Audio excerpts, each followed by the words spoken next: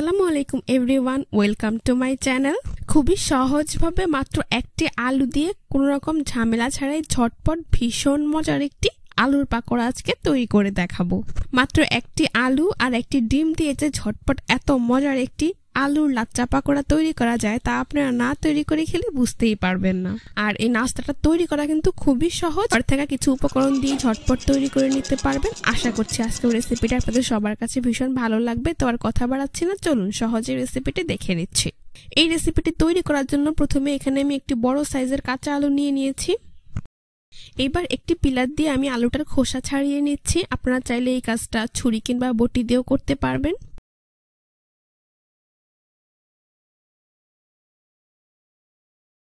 দেখতেই পাচ্ছেন খুব ভালোভাবে আমি আলুটার খোসা ছাড়িয়ে নিয়েছি। এখন আলুটাকে আমি ধুয়ে নিচ্ছি।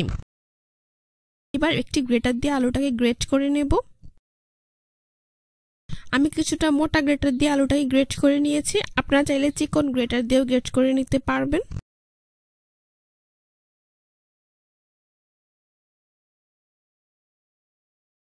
তো দেখতেই পাচ্ছেন আমার পুরো আলুটাই খুব ভালোভাবে গ্রেট করা হয়ে গিয়েছে।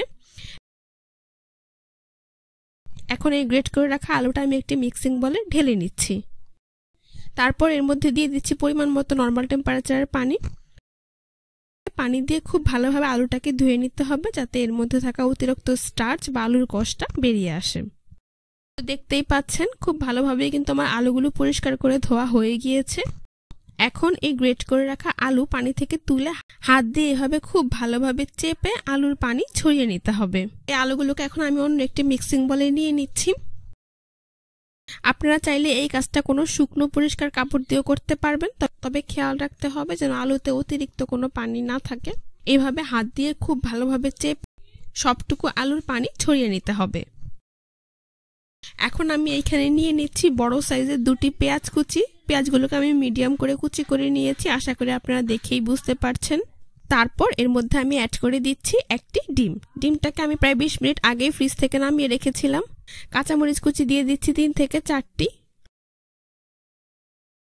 লবণ দিয়ে দিচ্ছি হাফ চা চামচ পরিমাণ বা স্বাদ মতো। হলুদের গুঁড়ো দিয়ে দিচ্ছি 1/4 চা চামচ পরিমাণ। ধনিয়ার গুঁড়ো হাফ চা চামচ পরিমাণ। ভাজা জিরার গুঁড়ো দিয়ে দিচ্ছি হাফ চা চামচ পরিমাণ। চিলি ফ্লেক্স দিয়ে দিচ্ছি 1 চা চামচ পরিমাণ। আর এখানে আমি চাট মশলা দিয়ে দিচ্ছি হাফ চা চামচ পরিমাণ। আদা রসুন বাটা হাফ চা চামচ পরিমাণ দিয়ে দিচ্ছি। সবশেষে এখানে আমি অ্যাড করে দিচ্ছি ধনিয়া পাতা কুচি 1 টেবিল চামচ পরিমাণ। আপনারা চাইলে এর পরিবর্তে পুদিনা পাতাও দিতে পারবেন। এইবার এই সবগুলো উপকরণ একসাথে হাত দিয়ে খুব ভালোভাবে মিশিয়ে নিচ্ছি। কিছুটা সময় নিয়ে মিশিয়ে নিতে হবে, এতে করে আলু আর পেঁয়াজের সাথে মশলাগুলো খুব ভালোভাবে মিশে যাবে। তো দেখতেই পাচ্ছেন আমার আলুর মিশ্রণটা তৈরি। এখন নাস্তাটার বাইন্ডিং এর জন্য এখানে আমি অ্যাড করে দিচ্ছি 1/4 কাপ পরিমাণ বেসন আর দিয়ে দিচ্ছি 2 টেবিল চামচ পরিমাণ চালের গুঁড়ো। আপনারা চাইলে এর পরিবর্তে কর্নফ্লাওয়ারও দিতে পারবেন। এখন বেসন আর চালের গুঁড়োটাকেও আমি আলুর সাথে খুব ভালোভাবে মিশিয়ে নিচ্ছি। এতে করে পাকোড়া তৈরির জন্য একটা আঠালো মিশ্রণ তৈরি হয়ে যাবে। আশা করি আপনারা দেখেই বুঝতে পারছেন। আমার কিন্তু মিশ্রণটা একেবারেই তৈরি। এখন এইখান থেকে পরিমাণ মতো আলুর মিশ্রণ নিয়ে হাত দিয়ে হবে চেপে পাকোড়ার শেপ দিয়ে আমি নাস্তাগুলোকে তৈরি করে নিচ্ছি। দেখতেই পাচ্ছেন আমার একটি পাকোড়া কত সহজে তৈরি করা হয়ে গিয়েছে। এটাকে আমি প্লেটে উঠিয়ে নিচ্ছি। এভাবে আমি সবগুলো পাকোড়া তৈরি করে নেব। আপনারা চাইলে কিন্তু সরাসরি একটি করে পাকোড়া তৈরি করে গরম তেলে দিয়ে দিতে পারবেন, অথবা এইভাবে একসাথে তৈরি করে তারপর ভেজে নিতে পারবেন।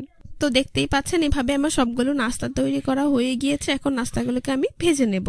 সেই জন্য চুলায় একটি প্যানে পরিমাণ মতো তেল দিয়ে তা মিডিয়াম হিটে গরম করে নিয়েছি। এখন এই গরম তেলে একে একে নাস্তাগুলোকে দিয়ে দিচ্ছি। চুলার আঁচ মিডিয়ামে রেখে কিছুক্ষণ পরপর উল্টে পাল্টে নাস্তাগুলোকে গোল্ডেন ব্রাউন কালার এবং মুচমুচে করে ভেজে নিতে হবে। তো আমার এক পাশ ভাজা হয়ে গিয়েছে, নাস্তাগুলোকে আমি উল্টে দিচ্ছি।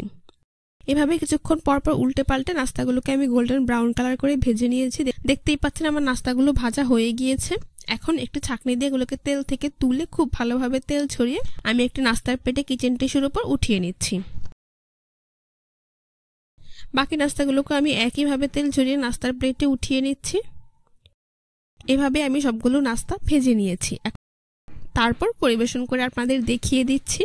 দেখতেই পাচ্ছেন নাস্তাগুলো দেখতে মাশাআল্লাহ কতটা সুন্দর হয়েছে, এটা খেতেও কিন্তু হয়েছে অসাধারণ।